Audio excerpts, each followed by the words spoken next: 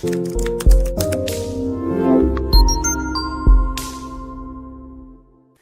guys, how you doing this evening? This is Pastor Tony Roberts of the Victory Worship Center Church here in Tucker, Georgia.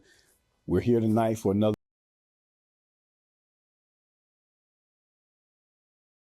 Hey everybody, I am Pastor Tony Roberts of the Victory Worship Center Church located in Tucker, Georgia. I want to thank you for joining us today. I believe that what you're about to experience is going to not just change the rest of your day, but it's going to change the rest of your life. Here at Victory Worship Center, we are transcending from hurting to healing to victorious living. And I'm not sure what platform you're watching us on, whether it's Facebook or YouTube, but whatever it is, please like, follow, and subscribe. I also want you to be interactive with us. Send us your comments, send us your prayer requests. Here at Victory Worship Center, we absolutely are building people for kingdom purposes. We welcome you and thank you for joining us again.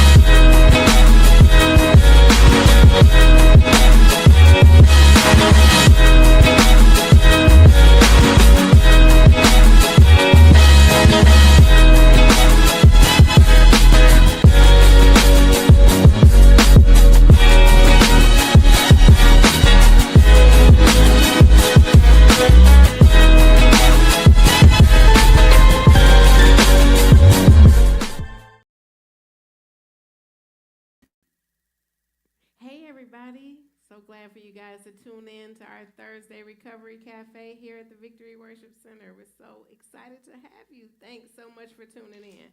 It's always a pleasure to have you. I know that you could be doing many things on your Thursday evening, but I'm glad that you chose to spend a few moments with us here at the Victory Center and those that have come into the sanctuary to allow us to pour into them to get ready for their mental health for the end of the year. Hey, listen, it's tough. It's tough, and I want to just shed some light on those that are struggling through the holidays. Like, we know everybody's running around with the pajamas and getting ready with the hot chocolate and all the gifts, and there's somebody who doesn't have water. There's somebody who doesn't have heat. There's someone who doesn't have a home. There's someone who doesn't have a car. There's someone who won't have gifts. There's someone who won't have a tree. So be mindful. Let's step into the humbleness of being able to give your family the things that some families will only desire.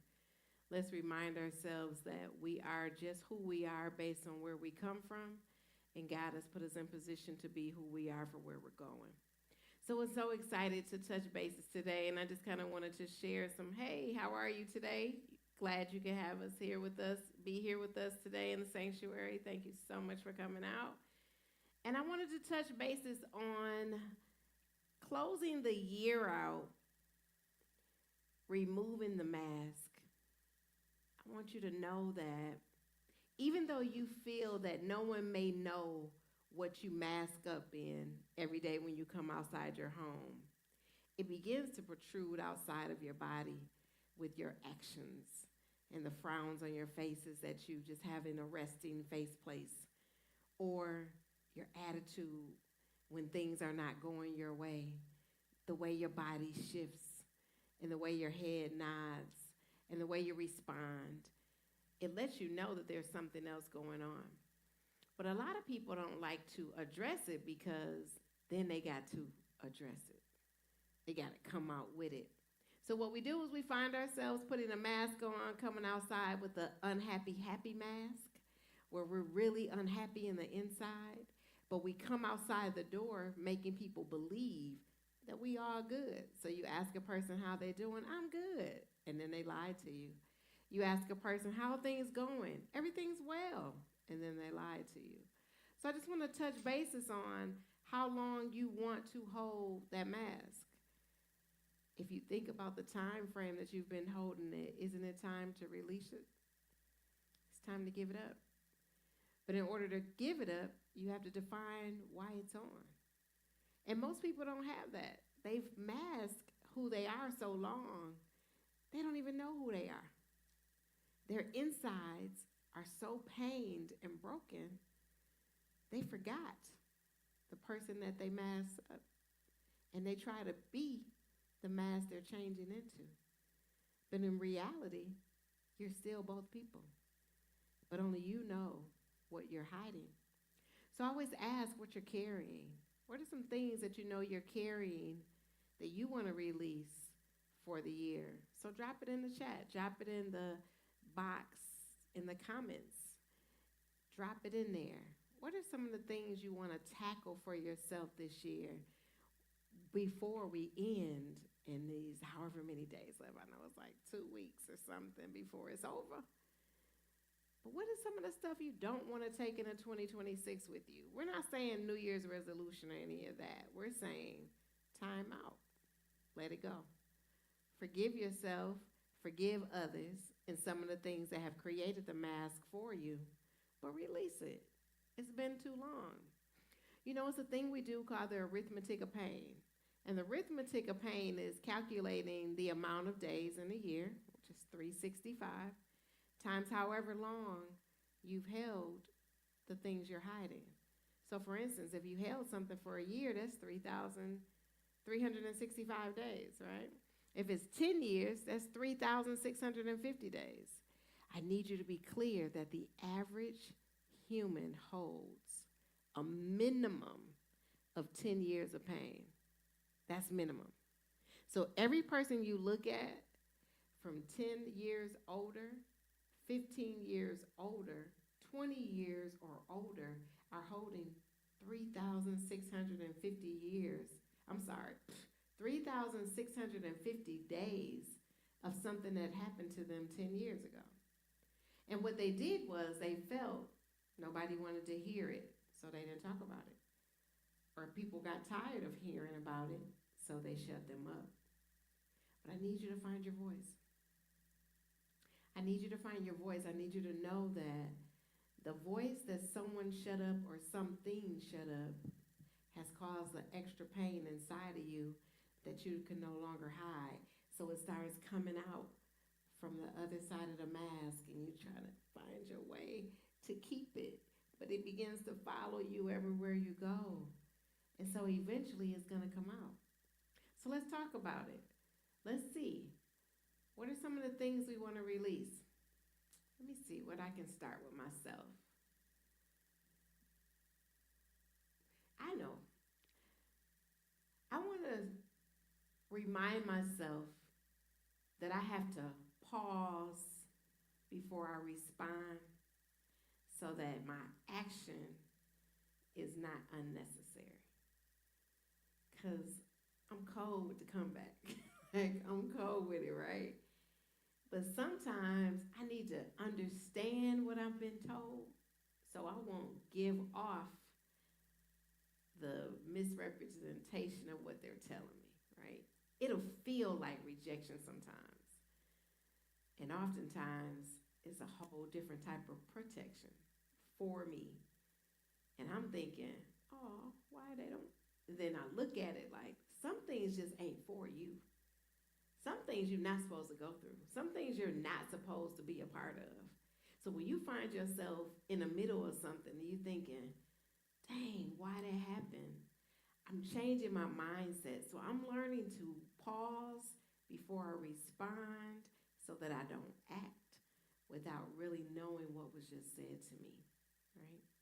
You have anything you want to leave in 2025? Well, excuse me. It's funny you said that because that's exactly where I was before you said it. I'm thinking like I got to stop responding so quickly. Um, I'm noticing that a lot of times I'm dealing with people who got their own issues. We all have our own issues, but some people have way more things going on at the same time. So when they lash out or they say something to me, it's really not at me. I'm just the release spot that they're doing it with. But I also need to pause. Um, I won't even say process what they're saying because a lot of things they're saying I don't want to process. Mm, I don't want to take in their issues and their battles. okay. But as respect is big for me, I had a slight altercation, verbal altercation with a guy today, and I I didn't immediately respond in the negative way or in the aggressive way. I gave him several opportunities to calm down where he was coming from at me. But now that I look back, I could have really ignored the whole conversation. Mm, So I want to leave as well. I want to be able to not listen, but I hear what you're saying.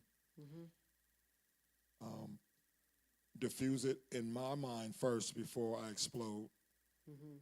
So when I do respond, I'm not coming off in the same space that person is coming at me at, because I'm like you. I'm cold with the comeback, and when I come back, I kind of come back and I keep going.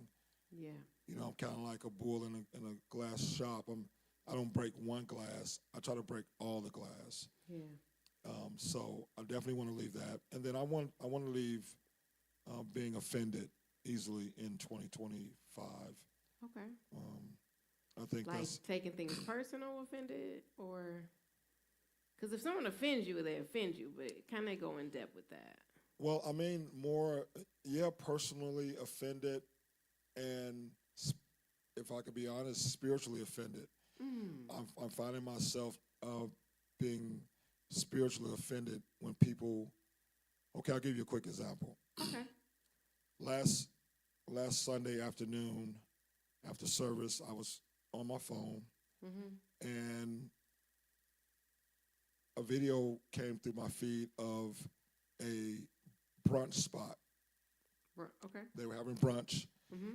and they were just doing their thing. They were eating, drinking mimosas, dancing, and just really having a great time. I guess if that's what great looks like. So I immediately got offended. Um, Mm. I text my sister-in-law and said, "Hey, isn't brunch being held like around 11, 12, 1 o'clock, 2 o'clock on Sunday morning or Sunday noon, early noon?" And she said, "Yeah, pretty much. You know, people be there around 12, 1, 2." And I had to ask for forgiveness because I said, "Oh, because that's where all the members are." So it offended me that Mm. people, and I wasn't judging them.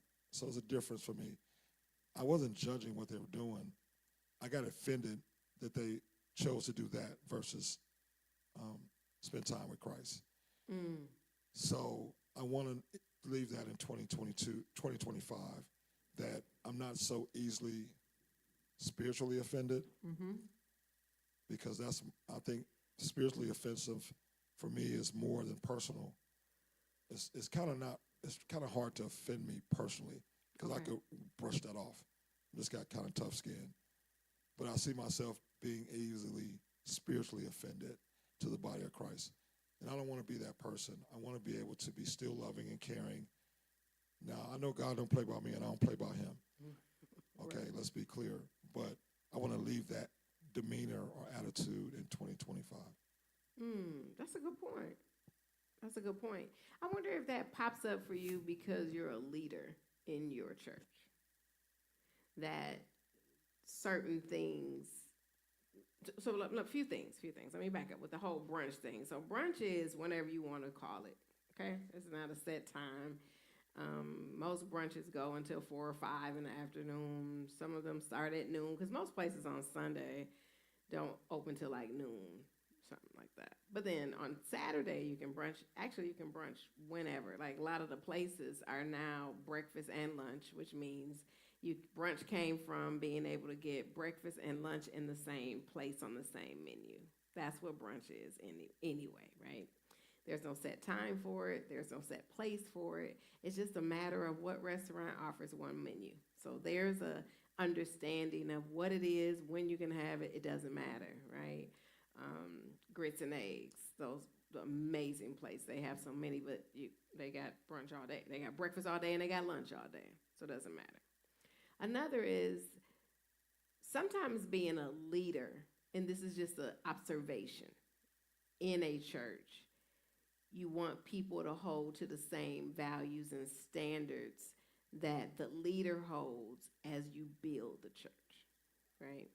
And since we have one day out of the week to serve the Lord pretty much in one place, everybody will not ever have the same view spiritually enough for you to even be offended. Because people can pick and choose when they come to the place where their soul is sick, right? Sometimes the soul is so sick, they'll crawl up in here. Sometimes the soul don't feel sick at all, but the soul is always sick because God is forever evolving us into who he wants us to be. But when you have to recognize who you are and you have to face it, church is a place that people have to face who they are, because despite what they do outside of church, they know God knows and sees all. So what people would opt to do, and it's just a belief system. I'm not really here to debate my view on what I believe happens. They choose not to face who they are, and they know coming in church they'll have to. So it's easier to run. I deal with it a lot, just mental health alone, right? And I don't even I tell people all the time, I treat grief and trauma because it's one of the hardest things for people to overcome, and then that affects what your mental ends up being, right? People don't want to do that because you know why they don't want to face the health of their mentality? Then what I'm going to talk about? How I'm going to get a pity party going. Who I'm going to call if you help me get through this? You know how much attention I get if I call and talk about all this stuff that give me problems? What I'm going to do then? So sometimes people are not doing things to disrespect the doors opening at a certain time on a certain day to serve the Lord. People are just running from what they're pained with, and it's easier to do it that way than to face what people have the courage and strength to face, like yourself. It's not easy to even attempt to say it was in any way to offend you, right? And so I think being spiritually offended is individualized because it's all a belief system, right? If you believe something should happen on a certain day at a certain time, that's your belief, right? It might be 5 other people that they just don't believe that. They just don't. And they may never. But stay grounded in what you believe. As a leader, the church will build based on people seeing what the leaders do or not. People are either going to follow the leaders or they ain't. People are either going to see that the leaders are doing things that they want to be a part of or they're not, right? But at the end of the day, we all got one accountability. And I bet you if we all went today, we're going to be in line by ourselves, right? And so that was good. That was good. Our other guests, would you like to leave something in 2025 that you've held on for a while, might be part of your mask? I'm thinking. Oh, I have a list. you have a list. Yeah. Just give me one. Yeah, I have a list. Profoundly though, one that you just like the challenge is just too much. Let's tackle it. A tendency to abdicate personal authority to others. In other words, to acquiesce to people or to, because of who I am, because of where I am, because of how I think, and because of what I've gone through, the tendency not necessarily to blend in, but to want everybody to be all right while negating myself and my being all right, if that makes sense. Oh, it does. Yeah, and by abdicating personal authority, meaning to give it to them unduly, meaning because you are this to me, or you've done this to me, or even I've done this to you, I've now given you a certain control, in a sense. And so entering into the space with those type people, or those people who fall on that list, it alters my thinking, which ultimately alters my conversation, which ultimately alters my decision making, which ultimately alters my behavior. Okay. So, and that might be going a little too deep with it, but I think that's the main thing, and I think that's a byproduct of being a leader in God's church. If you're not careful, that is. Yeah. Not a positive byproduct, but a byproduct nonetheless, because you want to kind of, I guess for lack of a better phrase, appease people. And so at one point, you began to say, okay, well, I've grown from that. I'm above that. But then there's a certain element, because it's like it becomes the elephant in the room, because you have to understand and keep in mind who you are and whose you are. But more than that, who you are to the people of God. Like you just said, people will base, unfortunately, even in this day and time, their life decisions off choices you make in your own life, if that makes sense. It does. Yeah. So, having that weight on you when you're a leader in God's church, if you take your calling seriously, the weight is on you, regardless to whether you're the pastor, a minister, an elder, an usher, or whomever. Anybody that stands in the house of God bears that weight. Yeah. It just is what it is. And then there are times when you feel bad for not being able to be everywhere for everyone. You know what I mean? And that becomes tough. That becomes a challenge. Someone told me, and I'm going to go ahead and say it for those of you that are listening, this is Pastor Roberts. Someone once told me that, and this was before I started pastoring, when I first got into ministry, and I didn't understand it, because they said pastoring is the loneliest place in the ministry of God. Okay. And I said, well, I can't understand that. I mean, God has placed you as a leader. God has, allowed you to be his mouthpiece, his instrument. And I never really got that until I started pastoring. And it was even then, some years later, that I began to understand that things come in waves. Yes. They come in waves. And so because of what people think, sometimes the narratives aren't true. Sometimes they are true. And because of what people think, you're either standing with a whole bunch or you're standing by yourself. And when you have to make tough decisions that people aren't going to be comfortable with or be totally against, that's when you find yourself standing by yourself. And then when you're making great decisions, you're doing great things, God is using you, but then you're standing with a crowd. I mean, that's obvious.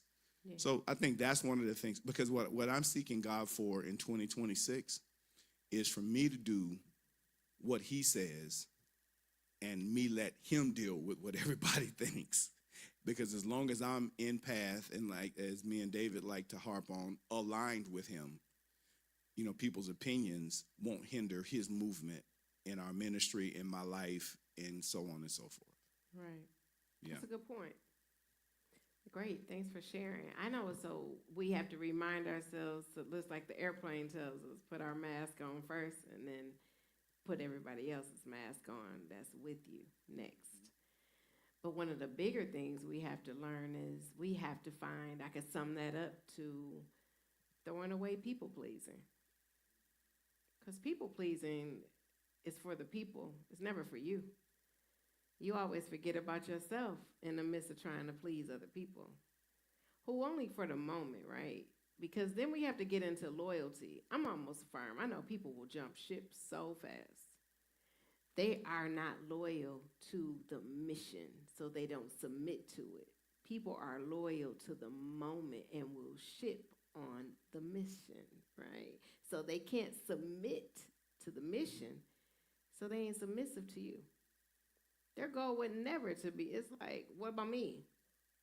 It seemed like they before you, but everybody ain't loyal. And I've learned in my adult years how many people's loyalty is displaced.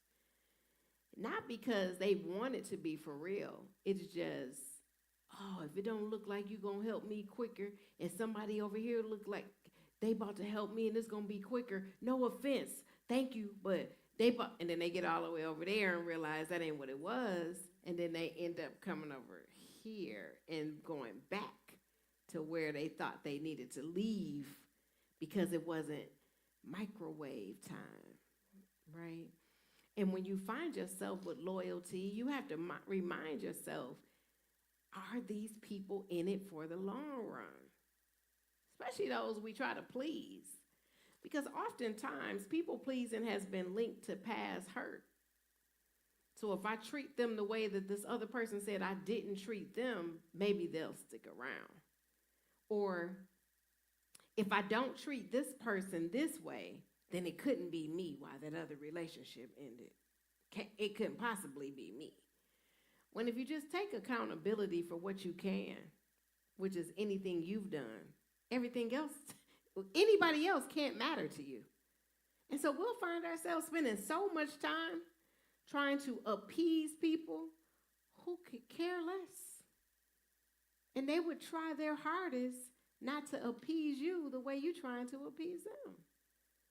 So it's interesting how many times I hear people talk about releasing people pleasing.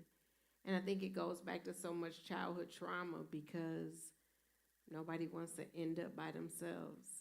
And if it's just one person that will stick around, I'm good with that. Then I'm not by myself.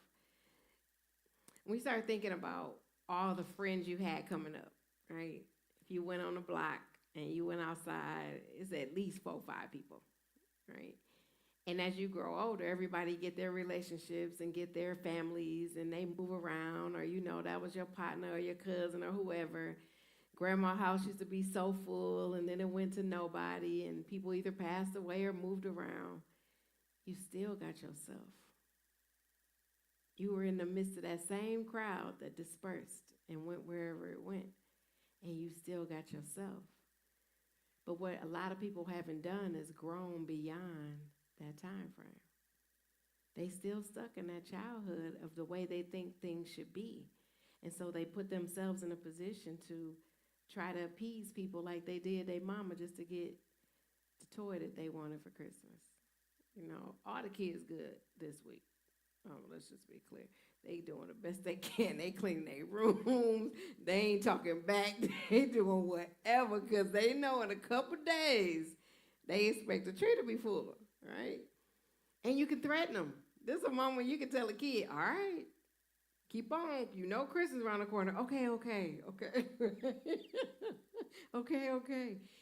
If you had that same initiative all the time with everything with everyone about everything, we may not get to the end of the year and try to figure it out, right?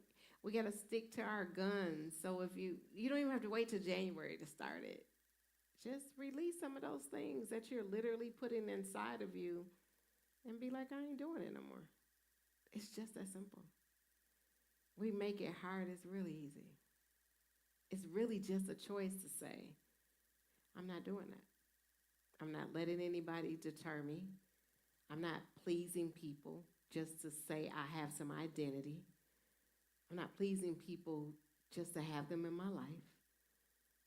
And I'm not going back into so much of my pain to see if I need to stay there or not. Let it go. Yeah. Before we go, could you speak briefly on, because I talked to a couple of men in just general conversations, and I'm finding out that a lot of the masks that they carry, they keep that mask on for a safe space of being not embarrassed. Because if the mask comes off, a lot of other things will be seen, and now they're embarrassed of their trauma, their pain. Can you speak on that as far as that goes? Yeah, so make sure I'm hearing what you're saying. Do men believe, maybe I'm gonna ask this, that if they leave the mask on, they stay masculine, and if they take it off, some of the femininity could kind of come out? Or what is it they don't want people to see? Tears? Right, that's what I mean. Not the tears and the vulnerability of taking the mask off and exposing the hurt and the pain. So many men that I've had conversations with, that's why they keep that mask on. Well, that's such a great point. And yes, a lot of men still have that learned behavior of stop all that crying. And I'm educating men from now until I can no longer is to unlearn that. Because they didn't educate you that crying refreshes the soul and the spirit. It releases so much that you're piling down inside of you. It just gives you another few deep breaths that you should have taken. When you mask up anything, you're pretending. You're inauthentic. You're not being real. So anything you cover up couldn't possibly be the real you.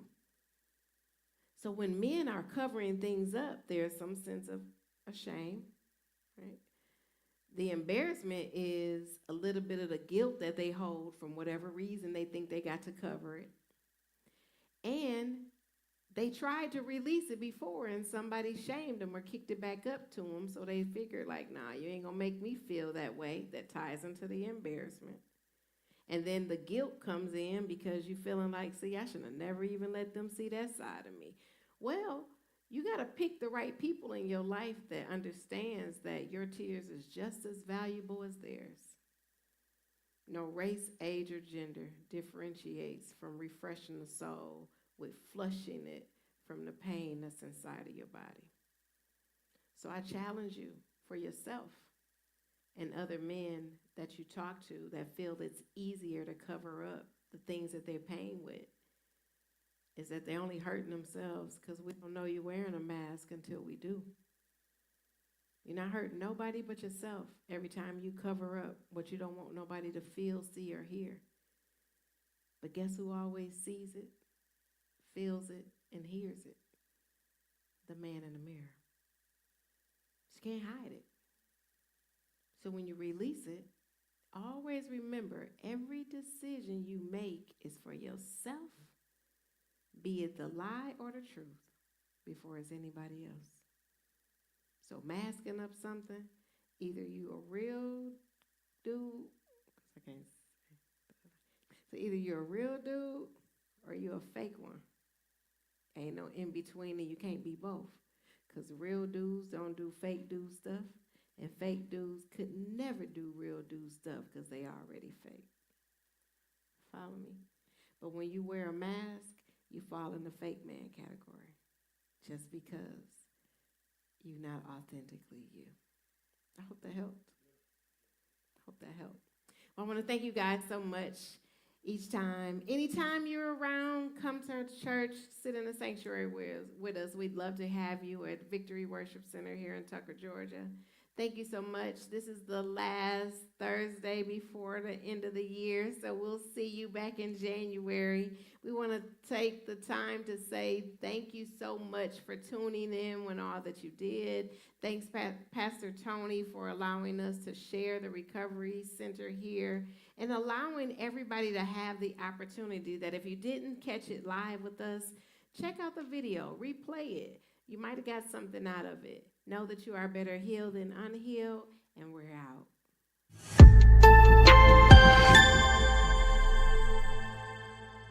Hey, family, listen, I pray that blessed you as much as it blessed me.